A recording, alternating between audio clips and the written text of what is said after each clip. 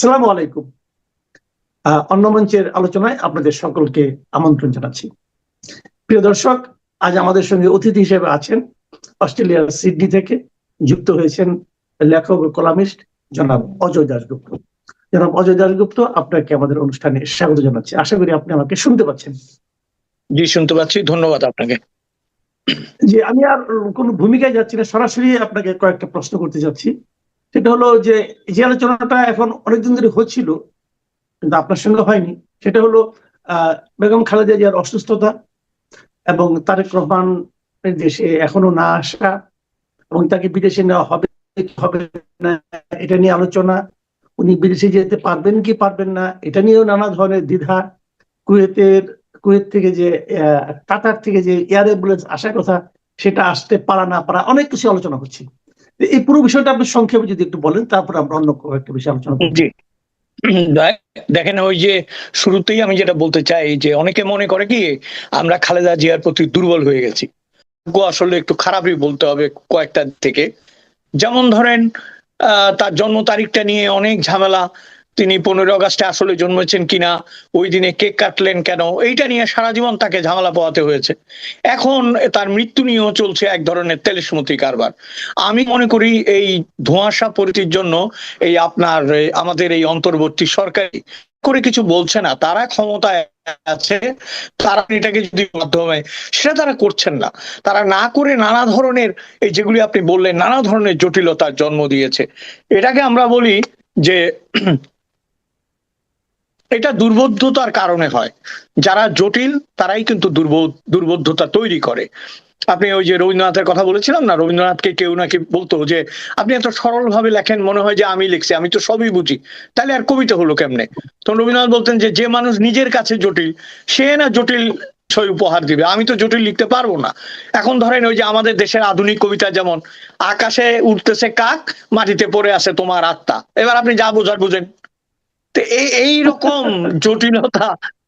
জটিলতা তৈরি করে ফেলেছে। এখন আমি একটা ছোট্ট কথা বলি আপনাকে, শেষ করি প্রসঙ্গটা। সেটা হচ্ছে খালেদা জিয়া কিন্তু শেষ বয়সে এই নাটকটা ডিজার্ভ করে না।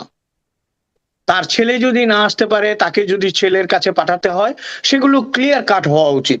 আমি বলছি কেন জানেন, আওয়ামী লীগেরা যদি এতে অসন্তুষ্ট হয়, কিন্তু সত্য হচ্ছে আমরা সবার প্রতি ন্যায় এবং বিচারের কথা বলছি, স্বচ্ছতার কথা বলছি, আমরা কোনো ব্যক্তির কথা বলছি না। এবং ওই যে আমি বললাম, তাহলে একটা প্রশ্ন উঠতে পারে যে এরকম ধোঁয়াশা তৈরির পেছনে কারণ কি? রাজনৈতিক কারণ যাই থাক, একটা গল্প আছে না যে এক লোক ডাক্তারের কাছে গেছে, গিয়ে বলছে আমার মাথায় ব্যথা, কপালে ব্যথা, এখানে ব্যথা। তো ডাক্তার ওকে বসতে বলে একবার কপাল টিপে, ওই রোগী বলে লাগে, আবার মাথা টিপে বলে লাগে, পিছনে টিপে বলে লাগে, সামনে টিপে বলে লাগে। ডাক্তার গেছে বিরক্ত হয়ে, বলে আপনি মশাই তখন থেকে খালি লাগে লাগে বলেন, কি লাগে? বলে ডাক্তার সাহেব আপনি যত টিপেন তত আরাম লাগে। বুঝছেন? তো এরা মজা পায়। এরা আমাদেরকে মানে পুরা জাতিকে, বাঙালিকে পৃথিবীতে সব জায়গায় একটা ফ্যাসাদের মধ্যে ফেলে এরা মজা নিচ্ছে। কারণ এরা রাজনীতির মানুষ না, এরা কোন সিস্টেমেটিক মানুষ না। এরা সিস্টেমেটিক মানুষ না বলেই কিন্তু, তবে আমার যেটা মনে হয় বিএনপির, আমি এটা বলেই শেষ করি, বিএনপির এটা থেকে একটা কড়া শিক্ষা নেওয়া উচিত। যে শিক্ষাটা যদি তারা নিতে পারে, কারণ সবসময় মনে রাখতে হবে সব মীর জাফরেরই কোনো না কোনো সময় বিশ্বস্ত মানুষ ছিল। বিশ্বস্ত না হলে তো সে মীর জাফর হইতে পারে না। হ্যাঁ, মীর জাফর মোস্তাক যদি বিশ্বস্ত না হইতো, মোস্তাক হইতে পারতো না। বুঝছেন? এবং শেখ হাসিনা যাদেরকে বিশ্বাস করেছিল তারা যদি মীর জাফর না হয়, তাহলে মীর জাফর হবে কে? বাইরের লোক তো জানে না। কাজে বিএনপির এই মীর জাফর এবং বিশ্বস্ততার ব্যাপারটা ভালো করে আবার যদি প্রথম থেকে অ্যানালাইসিস করে, তাহলে খালেদা জিয়ার এই জটিলতার উত্তর ওনারা পেয়ে যাবেন। জি, আমরা আরেকটা বিষয়, আমরা একটু সামাজিক ঘটনা প্রেক্ষিতে যেতে যাচ্ছি একটু। আপনি খেয়াল করেছেন গত দুদিন আগে, এটা নিয়ে আমি নিজেও একটা কন্টেন্ট করেছি, দুদিন আগে একটা ঘটনা ঘটেছিল ময়মনসিংহ মেডিকেল কলেজে। হেলথের ডিজি সেখানে গিয়েছিলেন, যে একটা ওটিতে ঢুকলেন, ঢুকে ওটিতে একটা টেবিল দেখলেন, টেবিল দেখে সেই ওটি ইনচার্জকে গালমন্দ করলেন। ওটি ইনচার্জ যিনি ছিলেন তিনিও নানাভাবে মানে তার ব্যক্তিগত জীবন এবং পেশাগত জীবন নিয়ে বিপর্যস্ত ছিলেন। সব মিলে একটা মানে কথা কাটাকাটি, যেটা নাকি আমরা শুনতে ভালো লাগেনি, ভিডিওতে আমি দেখেছি, কারণ আমার কাছে খুবই অস্বস্তিকর লেগেছিল। এটা কেন হবে? তো এটা কি কেবল ওই ঘটনাটাই, নাকি আরো অনেক ঘটনা মানে মানে একটা প্রতিফলন এখানে ঘটেছে? দেখেন, সর্বত্র যে অস্থিরতা তার একটা প্রতিফলন হচ্ছে এটা। ওই যে ভদ্রলোক কি যেন যিনি মানে ডাক্তার, যিনি বর্মন, মিস্টার বর্মন, হ্যাঁ ডাক্তার বর্মন, হ্যাঁ। বর্মন, উনি একটা কথা বলছে, বলে আমার নাম শোনার সাথে সাথে উনি কেঁপে গেছে। এটা বলছে কিন্তু সে, বুঝছেন? এখন আচ্ছা, আচ্ছা, হ্যাঁ, প্রশ্ন হচ্ছে, নাম শুনে খেপে যাওয়ার পেছনে কি একটা ইঙ্গিত দিয়েছে, কিন্তু একটা ইঙ্গিত সে রাইট। দিয়েছে, হুম, মানে কাদের উপর খেপা যাবে, কাদের উপর খেপা যাবে না। যেমন কোন রকমে আওয়ামী লীগের গন্ধ পেলে খেপা খেপা সহজ, হুম, সংখ্যালঘু হলে খেপা সহজ, প্রগতিশীল বাঙালি মুসলমান হলে তার বিরুদ্ধে খেপা সহজ। তো এই রাইট। লোকটা, যে ডিজি ভদ্রলোক, আমার মনে হচ্ছে কি জানেন, যে যত বড় হবে সে তত নত হবে। এটাই তো আমরা জানি, যে বৃক্ষ যত ফলবতী সে তত নত হয়। তিনি যদি ভদ্রভাবে কথা বলতেন, আমার কাছে একটা বিষয় অত্যন্ত আপত্তিকর মনে হয়েছে, সেটা হচ্ছে, কথা আপনার সাথে আমার কাটাকাটি এখানেও হতে পারে, তার মানে কি আপনি আমাকে সাসপেন্ড করতে পারেন? আগে তো কারণ দর্শাইতে হবে, তাই না? আমাকে তো কারণ রাইট। দর্শানোর সুযোগ দিতে হবে, আত্মপক্ষ সমর্থনের সুযোগ দিতে হবে। একজন চিকিৎসকের আপনার সামাজিক এবং ব্যবহারিক মূল্য কিন্তু ডিজি চাইতে অনেক বড়। হ্যাঁ, কথা রাইট। প্রসঙ্গে যদি রাইট। এখানে আমরা বলি, একজন সাকিব আল হাসানের জন্য মানুষ কিন্তু এখনো কান্নাকাটি করে, মাশরাফির জন্য, কিন্তু পাপন ভাই কোনোদিন আর আপন ভাই হইতে পারলো না। তো পাপন ভাই তো ডিজি ছিল, পাপন ভাই ডিজি ছিল না রাইট। ক্রিকেটের? ওই দিন ছিল, হ্যাঁ, রাইট, রাইট, রাইট। হ্যাঁ, তার কোনো খবর নাই কিন্তু, কারণ সে তো মাঠে নামে নাই, সে তো খেলতে জানে না, সে ডিজিগিরি করছে। এই ভদ্রলোক যে চিকিৎসককে অবহেলা করলো, আমি মনে করি এটা সমস্ত চিকিৎসক সমাজের জন্য একটা অপমান। ধরেন, তিনি যদি কটু কথা বলে থাকেন, সেটা যদি ডিসিপ্লিনারি অ্যাকশনের জায়গায় যায়, তার একটা তরিকা আছে, নিয়ম আছে।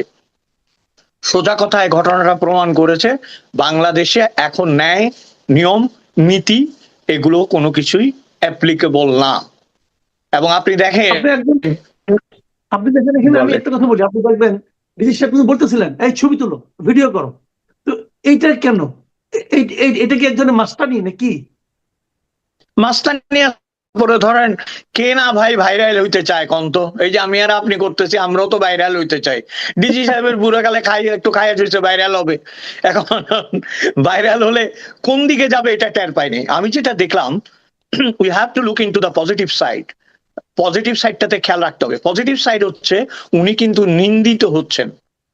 যতগুলো মানে, যে সমস্ত মানুষকে আমরা ভালো মানুষ হিসাবে জানি, সংবেদনশীল মানুষ হিসাবে জানি এবং পরিণত, সবাই নিন্দা করেছে, তারা সবাই নিন্দা করেছে, এবং নিন্দা করার কারণ হচ্ছে তার উগ্র ব্যবহার। ভিডিও করে তিনি আসলে এটা ভালো করেননি, তিনি কি দেখাতে চেয়েছেন, কি মাস্তানি করতে চেয়েছেন কে জানে, কিন্তু এই বয়সে তো আসলে ওনার দম নাই আর মাস্তানি করার, এটা তো বুঝতে হবে, তাই না? দম তো শেষ হয়ে আসছে, বুঝলেন না? আচ্ছা, দলের কথা যখন বললেন, আমি আরেকটা প্রসঙ্গে একটা আসি, যে আমরা কিন্তু সোশ্যাল মিডিয়া ইদানিং মানে খুব দম দেওয়া লোকদেরকে দেখি, মানে প্রচন্ড দম নিয়ে তারা উপস্থিত হন এবং ভাঙতে ভাঙতে তারা স্বাধীনতাকে ভাঙতে চান, বিজয় দিবসকে ভাঙতে চান, এবং মানে আমাদের স্বাধীনতাই ছিল না এটাও বলতে চান। একজন দেখলাম এটাও বলে ফেললেন যে স্বাধীনতা আবার কি, আমরা তো 47-এই স্বাধীন হয়েছি, আবার নতুন করে স্বাধীনতা কেন? নতুনতা, এটা আসলে স্বাধীনতাই না, এটা আসলে দেশটাকে ভাঙা। এই ধরনের কথা কিন্তু আজকাল বেশ জোরে সোরে উচ্চারিত হচ্ছে। তো এগুলো কেন হচ্ছে এটা আমরা হয়তো একটু, তো ব্যারিস্টার ফুয়াদ যেটা করলেন সেটা নিয়ে আমরা সমালোচনা করতে পারি, কথার জবাব কথায় দিতে পারি, কিন্তু ওনার উপরে যে শারীরিক আক্রমণটা হলো, এটাকে কি আপনি মব বলবেন? অথবা মব যদি বলেন অথবা মব না বলেন, কেন বলবেন না? অথবা এটার উৎপত্তিটা হলো বা থেকে? জি, প্রথম কথা হচ্ছে যে, আমি এখানে মনে করি যে ঢিলটি মারিলে পাটকেলটি খাইতে হয়। এখন এরকম আওয়ামী লীগও মনে করেছিল যে অপ্রতিরোধ্য, আমাকে কে মারতে আসবে, তাই না? এবং মবের, আপনি যেটা বললেন, যারা এখন মার খাচ্ছে তারা তো মবের জনক। আপনার মনে আছে ফজলুর রহমান সাহেবের বাসার নিচে দাঁড়িয়ে কি ভাষায় তাকে গালাগালি করা হয়েছিল? এটা মব না? 32 নম্বরে যে আক্রমণ হয়েছে, এটা মব না? তারপরে ধরেন, বিভিন্ন শিক্ষক বা আমাদের এই সিনিয়র মানুষদেরকে যেভাবে অপমান করা হয়েছে, তখন যারা মজা লুটেছে, এখন তাদের বিরুদ্ধে আবার হয়তো মব নেমে এসেছে। হ্যাঁ, মব, আমি কিন্তু কোনোটাকেই সমর্থন করছি না। ওই সময় আমরা যেমন পীড়িত হয়েছি, আহত হয়েছি, দুঃখ পেয়েছি, এখন এই ঘটনার জন্য দুঃখ পাওয়ার আগে তো আমার ওগুলো চিন্তা করতে হবে। আমি তো দুঃখ পেতে পারছি না, কারণ দুঃখ পাওয়ার জায়গাটা আপনি বন্ধ করে দিচ্ছেন, তাই না? আপনি টক শোতে গিয়ে যেসব কথা বলেছেন, যেভাবে উত্তেজিত করেছেন মানুষকে, যেভাবে দেশ ও ইতিহাসের বিরুদ্ধে বলেছেন, একটা না একটা সময় তো মানুষ রুখে দাঁড়াবেই। এটা আমার কি মনে হয় জানেন, যে যখনই এইরকম হয় কাঁচের স্বর্গে থেকে ঢিল ছুটতে শুরু করে, কিন্তু ভুলে যায় যে নিজে কাঁচের ঘরে আছে। আমি আবারও বলছি, আমি মবের সমর্থক নই, মবের এই দৌরাত্ম্য বন্ধ হওয়া উচিত, কিন্তু বাংলাদেশের 90% মানুষের মনে মবের যে ভয় ঢুকেছে, আমার জানা মতে যে ভয়টা ঢুকেছে মানুষের, যে কারণে মানুষ মুখ বন্ধ করে আছে, এটা তার একটা বহিঃপ্রকাশ মাত্র, এবং এটা যদি কন্টিনিউ হয় তাদের জন্য বিপদ বাড়বে, বই কমবে না। যে ব্যারিস্টার সাহেব উনি কিন্তু, আমি শুনেছি ওনার, আমি নিজে কেন শুনছি, উনি 16ই ডিসেম্বরকে বিজয় দিবসই মনে করেন না। এবং ওনার একটা এখানে তো বিজয় হয়েছে, সিগনেচার করেছে যৌথ বাহিনীর কমান্ডারের কাছে, ইন্ডিয়ান একজন জেনারেলের কাছে। তো সেটা আমাদের বিজয় দিবস কি করে হয়, এই সমস্ত যুক্তি উনি দেন। আবার আরেকজন ব্যারিস্টার আছেন, ব্যারিস্টার শাহরিয়ার, উনি দেখলাম আরেক ব্যারিস্টার, উনিও দেখি বিভিন্ন জায়গায় বেশ বস্তা বস্তা নিয়ে যান, নথিপত্র নিয়ে যান, এবং নিয়ে কিছু কিছু বলেন যে উনি আবার আরো এক ধাপ পিছিয়ে গেছেন। আরো একদম যে বঙ্গবন্ধু নাকি মানে একদম মানে আর কি, উনি আমাদের দেশের মানুষের প্রতারণা করেছেন, উনি স্বৈরাচারের জনক, এমন তেমন এগুলো বলেন। এবং এগুলো নিয়ে নানা ধরনের পরিস্থিতি কি হয়, ভাইরাল হয়, অনেকে বলে এটা নাকি ভাইরাল করার জন্য করে, টেলিভিশন গুলিও করে, তারা তো এই সমস্ত লোককে দাওয়াত করে, কেন করে? ভাইরাল হওয়ার জন্য করে। তো এই যে প্রবণতাগুলো, এর কি একটা সামাজিক একটা আপনার একটা আছে না, প্রভাব আছে না? সামাজিক প্রভাবটা কোথায় পড়ছে? অবশ্যই। প্রথম কথা হলো, ধরেন ইতিহাস যে বিকৃত করছে, এরা এরা তো জেনে বুঝে করছে। ওই যে আমি আপনাকে মানিক বন্দ্যোপাধ্যায়ের কথা বলতে চেয়েছিলাম, যে মানিক বন্দ্যোপাধ্যায় লিখেছিলেন যে তোমার ছেলে মেয়েদের এত পড়াচ্ছ কেন, তারা কি পাশ করে জজ ব্যারিস্টার হবে? এখন বাংলাদেশে যে হারে মাটি ফুরে ফুরে ব্যারিস্টার বেরিয়ে আসতেছে, হঠাৎ করে দেখবেন ব্যারিস্টারে ভর্তি হয়ে গেছে সব।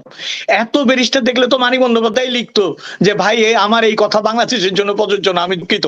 কারণ এই ব্যারিস্টার গুলো বেরিয়ে এসে, খেয়াল করবেন, একটা কথা আছে না, ইংরেজিতে একটা কথা বলতো যে আপনার some lawyer is the liar of the society. কিছু লয়ার আছে এই মিথ্যা মিথ্যা বলে, এই মিথ্যাগুলোকে ফেনিয়ে ফেনিয়ে বলছে। যেমন ধরেন আপনি যদি একটু গভীরে যান, তার কি লাভ 71কে পরাজয়ের কথা বলে, এবং আপনার এই যে 71-এর 16ই ডিসেম্বরে যে আত্মসমর্পণটা হয়েছে, এইটা একটা আন্তর্জাতিক ঐতিহাসিক দলিল। আপনার মনে আছে টাইমস তখন কাভার করেছিল ব্লাডি বার্থ অফ বাংলাদেশ। আরে এমনি এমনি করে নাকি টাইমসের মতো পত্রিকা 1971 সালে, যখন আমাদের কোনো অস্তিত্ব নাই? কারণ ওই 16 ডিসেম্বরের যে ঘটনাটা, সেটা কিন্তু কেবল মিত্র বাহিনীর কাছে নয়, মিত্র বাহিনীর কাছে নয়তো যৌথ বাহিনীর কাছে, এবং সেখানে বাংলাদেশের একজন রিপ্রেজেন্টেটিভ উপস্থিত ছিলেন। এখন তাজউদ্দিন সাহেব রয়ে গেছেন কলকাতায়, তখন কি এইরকম জুম মিটিং এর যুগ যে তাজউদ্দিন যোগ দিবে ওখানে? তখন তো এরকম না, এবং যাতায়াতও তো কঠিন ছিল। কাজেই যারা পেরেছে তারা এসেছে। এবং আমি তো সবসময় বলি, আপনি সিরিয়াস কথা এসে গেছেন, আমি তো সবসময় বলি বাংলাদেশের স্বাধীনতা হচ্ছে 3 ফ্রন্টের যুদ্ধ। যেমন আন্তর্জাতিক ফ্রন্টে আমেরিকা, পাকিস্তান, চীন ছিল একদিকে, রাশিয়া আর ভারত ছিল আরেকদিকে, তাই না? তারপরে আপনার কূটনৈতিক ভাবে এটা হয়েছে। আর সামনাসামনি যুদ্ধ হয়েছে মিত্র বাহিনী, মুক্তি বাহিনী ভার্সেস পাক বাহিনী। আর রাজনৈতিক যুদ্ধ হয়েছে আওয়ামী লীগ এবং প্রগতিশীল দল বনাম ভুট্টোর পিপলস পার্টি। এটা কে অস্বীকার করবে? এভাবেই তো যুদ্ধ হয়েছে, এবং এই যুদ্ধে এই দিকটা জয়লাভ করেছে, ওরা পরাজিত হয়েছে। এখন এই পরাজয়ের ক্ষোভ আপনার তুলে নিতে চাইছে। তবু আমি বলি কি জানেন, এই ব্যারিস্টার গুলো যত এটা বলবে, তার সামাজিক এফেক্ট কিন্তু খারাপ হবে না। খারাপ হবে না কেন জানেন তো? ওই যে শরীরে যখন ফোড়া হয়, তখন পুঁজ হলে টন টন করে, ব্যথা করে, দেখবেন কাতরাতে থাকে, হাঁটতে পারে না। এদের এই অবস্থা হয়েছে। তো পুঁজগুলো গলে গলে বেরোক, বেরিয়ে যখন পুঁজ একদম নিঃশেষ হয়ে যাবে, তখন কিন্তু ওই জায়গাটা আবার লাল হয়ে যাবে। ওই লাল হয়ে গেলে নিরাময়ের একটা জায়গা হবে। বাংলাদেশের তরুণ প্রজন্ম এত বেকুব না। এই যে দেশের নাম বাংলাদেশ, এই যে পতাকা, এই যে জাতীয় সঙ্গীত, এই যে আত্মপরিচয়, এই যে আমাদের বিজয়, এগুলো একত্রিত করেই মানুষ বাঁচে। সাময়িকভাবে হয়তো কিছু মানুষকে প্রতারণা করে বা এইসব গলাবাজি করে বন্ধ করে রাখা যায়। বাংলাদেশ এই ডিসেম্বর মাসে দাঁড়িয়ে এই কথা বলার ফলাফল তাদেরকে ভোগ করতেই হবে, কারণ বাংলাদেশের মাটি চিরকাল উত্তর দিয়েছে, এবারও দেবে। জি, অনেক ধন্যবাদ জনাব অজয় দাশগুপ্ত। প্রিয় দর্শক, আপনারা শুনলেন বিভিন্ন প্রসঙ্গে আমাদের বিশিষ্ট কলামিস্ট এবং লেখক, সিডনি প্রবাসী জনাব অজয় দাশগুপ্তের বিশ্লেষণ। উনি বিদেশে থেকে ওনার মতো করে যে বিশ্লেষণগুলি করেন, আমি দেখেছি আমাদের অনেক দর্শক নানা সময় আমাকে বলছে ওনাকে আরো ঘন ঘন আনা যায় কিনা। তো উনিও তো ব্যস্ত মানুষ, সবসময় পারেন না, আমাদের মধ্যে ম্যাচিংটা হচ্ছে না, সিনক্রোনাইজিংটা হচ্ছে না। তারপরে যতটুকু হচ্ছে আমরা মনে করি এটা আমাদের জন্য একটা বড় প্রাপ্তি। ওনার শেষ কথাটা দিয়ে শেষ করি, যে কথাটা উনি বললেন যে পুঁজ যখন বেরিয়ে যায় একটু কিন্তু ব্যথা লাগে, কিন্তু সেই ব্যথাটা কিন্তু একটা নিরাময়কে, নিরাময়ের সম্ভাবনাকে তৈরি করে। আমরা সেই সম্ভাবনার মধ্যে আছি। যত দ্রুত নিরাময় আমরা লাভ করতে পারবো, তত হয়তো জাতির জন্য একটা স্বাস্থ্যকর পরিবেশ তৈরি হবে। আপনারা সবাই ভালো থাকবেন। এখন এ পর্যন্তই। আল্লাহ হাফেজ।